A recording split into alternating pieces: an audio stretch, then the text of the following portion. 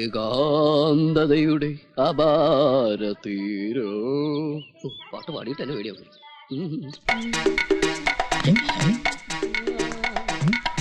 എന്ത് കോലം കണ്ടില്ലേ? കോലോ? ഇതെന്ത് കോലം? പേക്കോലം. ഞാൻ പറഞ്ഞത് ഈ കോലത്തിന്റെ കാര്യമാ. അല്ല, രാവിലെ എങ്ങോട്ടാ? എന്റെ സാറ് ഇന്ന് 1-ാം തീയതിയല്ലേ ഐശ്വര്യമായിട്ട് തണ്ടാ വന്നതാ.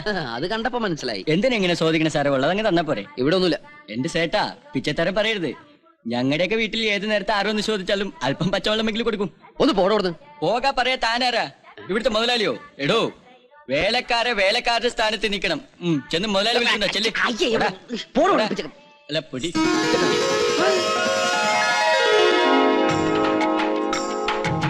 അയ്യോ കൃഷ്ണ, சாமி. ஐயோ சாமி, உள்ள வாங்க சாமி. சாமி உள்ள வாங்க. എരുമയാണവൾ. എരുമയാണവളെന്നോ? ഇത് ഞാൻ പൊണ്ടാട്ടിടാ. சாமி வாங்க. ருக்கு, என்ன இது? இவன் பிச்சைக்காரன்டி. ஐயோ இப்படியே சொல்லாதீங்க. சரி வாங்களே. என்ன விஷயம்? ஒரு நிமிஷம். It's all right. ஐயோ, உங்களுக்கு இதானதா தெரியாதண்ணா? பெரிய காசுக்காரன் வீட்டுல கடவுள் வேஷம் மாதிரி பிச்சைக்காரன் மாதிரி வந்து தர்மம் கேட்டான். அந்த இந்த காசுக்காரன் கடவுளுக்கு ஒண்ணுமே கொடுக்கலன்னா ஒரு சாமி அப்படியே போய் அடுத்து பாவப்பட்ட வீட்டுல போய் தர்மம் கேட்டான். அந்த ஆள் உட்கார வச்சு சாப்பாடு அத்தை இது எல்லாத்தையும் கொடுத்துட்டான். சாமி அப்படியே சந்தோஷப்பட்டு அஷ்ட ஐஸ்வர்யங்களே அந்த ஆளுக்கு ஆடி வாடி வழங்கினான்னா. அந்த மாதிரி இந்த பிச்சைக்காரனும் கடவுள் தானா? இந்த பிச்சைக்கார மேல ரொம்ப ஸ்மெல் இருக்கு. இவன் கடவுள் அல்ல, கடவாவல். ஐயோ அப்படி இல்ல, இல்லாதீங்கண்ணா. சாமி நீங்க உள்ள வாங்க. Thanks. வாங்க உள்ள வாங்க. உள்ள வாங்க. உள்ள வாங்க. ஐயோ கீழ சோஃபா மேல உட்காருங்க. அண்ணா நீங்க சாமி பக்கத்துல உட்காருங்க. அது நான் சொல்றத கேளுங்களேன். சாமி நான் சாப்பாடு எடுத்துட்டு வரேன். എന്താ പേര്? കാതലൻ. അയ്യടാ, രാജകുമാരൻ. ചിരിക്കല്ലേ, പേടിയാവണു. പല്ല് കേൾക്കാറില്ലല്ലേ? അല്ല സേട്ടാ, സേട്ടൻ ദന്ത ഡോക്ടറാ? ദന്തിസ്റ്റാ? എന്താ? അല്ല സേട്ട എപ്പോഴെന്റെ പല്ലിനെ കുറിച്ച് മാത്രം ചോദിക്കുന്നു. അതെന്റെ പല്ല്. கடவுளுக்கு ஒரு இங்கிலீஷ் படம் போட்டு கொடு. ബിഎഫ് இருக்கா? ബീഫ് ഇടാരും കഴിക്കാറില്ല. അതല്ല സേട്ടാ, ബിഎഫ് ബ്ലൂ ഫിലിമിന്റെ കാസറ്റ്. ருக்கு, உன் கடவுள் என்ன கேக்குறான்னு தெரியுமா? വായന്ന് കൈ കൊടുക്കും. വെല്ലിട്ട് ഛർദ്ദിപ്പിക്കാൻ നോക്കണം വൃത്തിയോടെ. അഭിഷ്ടു പട്ടി കൈയൊക്കെ തുപ്പി വൃത്തിയേടാക്കി. നാളെ കഴുകാം. பாத்திருக்கியா? அப்படின்னா இந்த பாலை எடுத்துட்டு போய் முன்னாடி குடுத்துட்டு வந்துருன்னு அங்க சாமி வந்திருக்கு. சாமி இந்தா குடு. நான் இதை எடுத்துட்டு வந்துடுறேன். கடவுளே, நம்ம என்ன புண்ணியம் பண்ணிருக்கோம் சாமி. சும்மா நிக்காத, கும்பிட்டுட்டே நில்லுன்னா. എന്താ പേര്? ശാന്ത. Sweet name. വയസ്സെത്രേ? 16. നല്ല പ്രായം. சாமி ஸ்வீட் சாப்பிடுங்க. சாப்பிடுங்க சாமி. நல்லா இருக்கட்டும், நல்லா இருக்கட்டும்.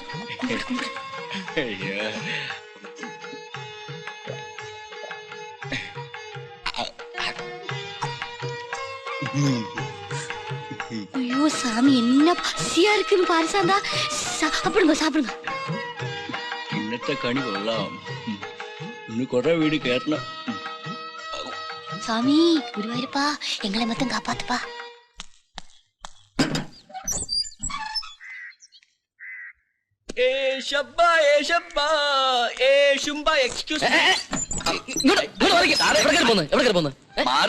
എനിക്ക് വീട്ടിൽ തന്നെ. ഈ വീട്ടിൽ ഇപ്പൊ തന്നെ ഇവിടെ തന്നെ വേറെ തണ്ടികളുണ്ട്. എന്നാ ഇവിടെ നിന്ന് തണ്ടാം. എവിടെ നിന്ന് ഉള്ളതാ? എന്തോന്ന്? 1-ാം തീയതി ആയിട്ട് തെണ്ടിത്തരം കാണിക്കാതെ കാശെടു സാറേ. കാശ് നീ കൊണ്ട് തന്നിട്ടുണ്ടോ?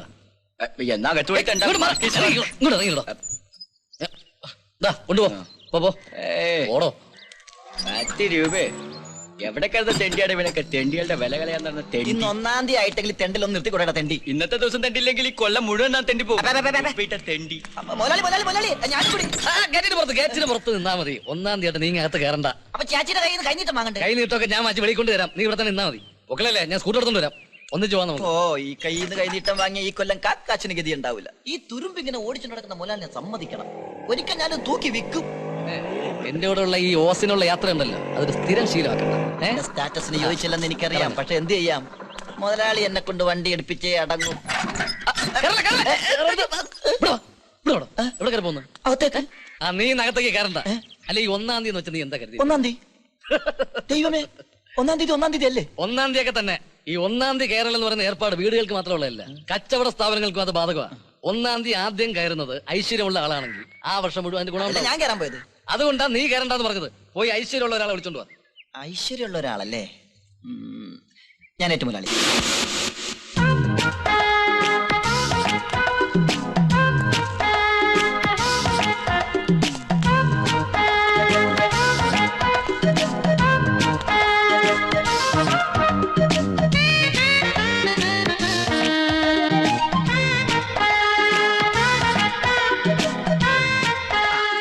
പറഞ്ഞതെല്ലാം ഓർമ്മയുണ്ടല്ലോ.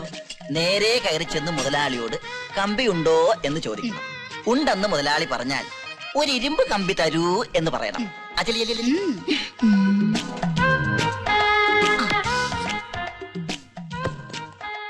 ആരാ?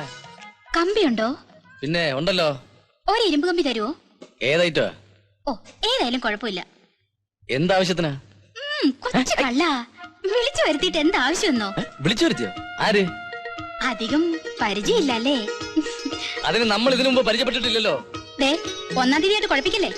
എനിക്ക് എന്റെ കാശ് തരണം, അല്ലാതെ ഈ വാസതി പോവില്ല. കാശ? എന്താ നിങ്ങളുടെ ഉദ്ദേശം? എണീക്കണം, പുറത്തു പോകണം. പോകാനോ? എങ്ങോട്ട്? എന്റെ കാശ് കൊണ്ടുതാ. മേശപ്പുറത്ത് താഴെ ഇറങ്ങാൻ. പിന്നെ നിങ്ങൾ ആരാ? എന്താ മുതലാളി? എനിക്കറിയില്ല. രാവിലെ ഓരോന്ന് കയറി വരും മെനക്കെടുത്ത്. അല്ലേ, വിളിച്ചു വരുത്തിയത് കാശ് തരില്ലെന്ന് പറഞ്ഞത് എവിടുത്തെ ന്യായവാ? നിങ്ങൾ പറ. നിങ്ങൾ ആര് വിളിച്ചു വരുത്തിയെന്നാ? ഇവർക്ക് ആള് മാറി പോയിട്ടുണ്ടാവും. ഓ, അതാണോ കാര്യം? മുതലാളിക്ക് ഇങ്ങനെ ചില ഏർപ്പാടുകളൊക്കെ ഉണ്ടല്ലേ? എന്ത് ഏർപ്പാട്? ഇവിടെ ഒരു ഏർപ്പാടുമില്ല. നിങ്ങൾ അങ്ങോട്ട് ഇറങ്ങിയ സാരമില്ല, കാശ് കൊടുത്തങ്ങ് ഒതുക്കേക്ക് മുതലാളി. അത് ന്യായം. ഇങ്ങോട്ട് കൊണ്ടുവാ. ഉണ്ട്. 2 രൂപയോ? താ വെച്ചോ, ദരിദ്രവാസി. വീട്ടിൽ നല്ലൊരു ഭാര്യ ഉള്ളപ്പോ എന്തിനാ മുതലാളി?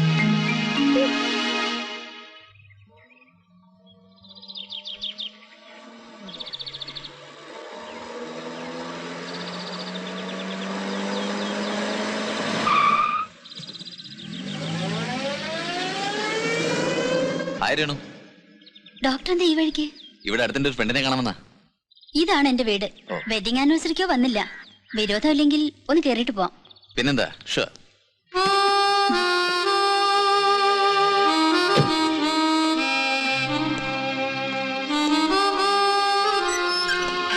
കുറച്ച് ദിവസമായിട്ട് ഹോസ്പിറ്റലിലേക്കൊന്നും കാണാറില്ലല്ലോ. ഓ, ഹൗസ് വാമിങ്ങിനും വെഡിങ് ആനിവേഴ്സറിക്കും വരാത്ത പരിഭവമായിരിക്കും അല്ലേ? പ്രതിഷേധം ഇയാളുടെ ശരീരത്തിനോടായാലേ നഷ്ടപ്പെടുന്നത് എന്റെ അപ്പേട്ടനായിരിക്കും. 777 ലക്കി നമ്പർ ആണല്ലോ. ഈ നമ്പറുള്ള കാർ കണ്ടെത്തിയതും രേണുവിന്റെ അപ്പേട്ടനായിരിക്കും അല്ലേ? ഈ കാര്യങ്ങളൊക്കെ അപ്പോട്ടിന് വലിയ ക്രേസാ. അകത്തിരിക്കാം.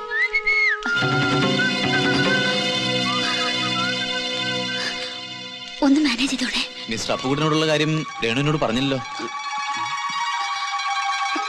നമ്മൾ തമ്മിൽ കണ്ടിട്ടില്ല. മിസ്സിസ് രേണു പറഞ്ഞിട്ട് അവർ മാത്രമേ കാണൂ. എം പ്രസാദ്, നിങ്ങളുടെ പ്രിയതമ എന്റെ പേഷ്യന്റാ. Doctor, nice to meet. നിങ്ങളെ പറ്റി രേണു പറഞ്ഞ പോലെ തന്നെ നല്ല വെളുത്ത നിറം. വെളുത്തു മാറോ? എന്താ മിസ്റ്റർ അപ്പുകുട്ടൻ, നിങ്ങൾ വെളുത്ത നിറമല്ലെന്നുണ്ടോ? വെളുത്തു തന്നെ. പക്ഷേ രേണു പറഞ്ഞത്ര ഹൈറ്റ് ഇല്ല. ഞാനത് അമ്പലത്തിൽ നിന്ന് വരുന്നോണ്ട് തോന്നുന്ന. സ്വന്തം ഭർത്താവിന് അല്പം ഉയരം കൂട്ടി പറയാൻ ഏതൊരു ഭാര്യയും ശ്രമിക്കും. എന്തായാലും ഞാൻ വിചാരിച്ചതിനേക്കാൾ ചേർച്ചയുള്ള കപ്പിൾസാ നിങ്ങൾ. ഓ, അത് ശരി. അങ്ങനെ ഞങ്ങൾ ചേർച്ചുള്ള കപ്പിൾസാന്ന് പലരും പറയാറുണ്ട് അല്ലേ രേണു? വരൂ, ആശ്രയിക്കാം. എപ്പോ വന്നു? കുറച്ചു നേരം. എന്താ നേരത്തെ വരാഞ്ഞേ?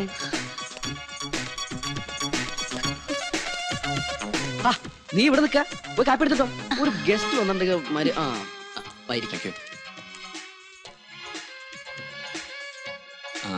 പതിവില്ലാത്തതാണല്ലേ ഈ വേഷം?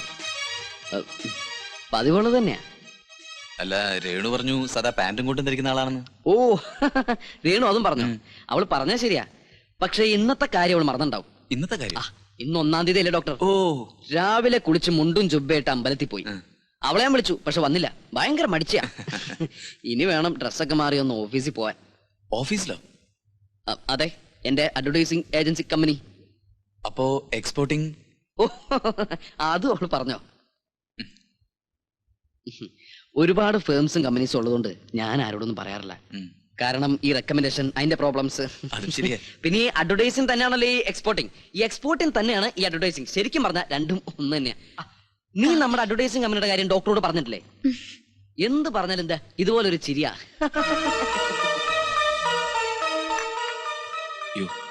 ഇപ്പൊ തന്നെ ലേറ്റ് ആയി, ഹോസ്പിറ്റലിൽ എത്താൻ വൈകും. രേണു, വെഡിങ് ഡേക്ക് ഹൗസ് വാമിങ്ങിന് വരാത്ത പരിഭവം ഇപ്പൊ തീർന്നല്ലോ അല്ലേ? വെഡിങ് ഡേക്ക് വരാതിരുന്നു ഒരു കണക്കിന് നന്നായി. ഭയങ്കര ബോർ കമ്പനി ആയിരുന്നേ. അല്ലേ രേണു? നമുക്കൊരു ദിവസം ഒരുമിച്ച് കൂടാം. ഞാൻ കിട്ടുന്ന ആയിക്കോട്ടെ. ഓക്കെ പോട്ടെ.